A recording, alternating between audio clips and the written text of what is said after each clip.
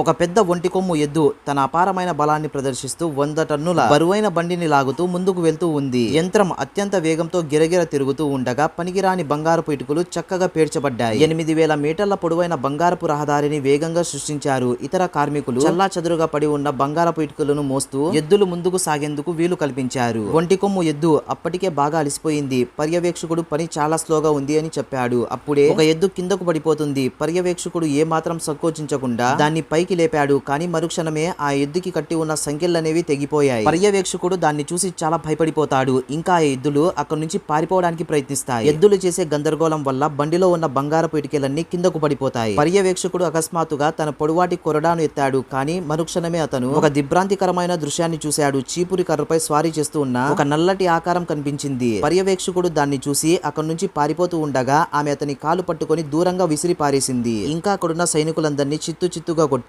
ఒంటికొమ్ము ఎద్దులని విడిపిస్తుంది.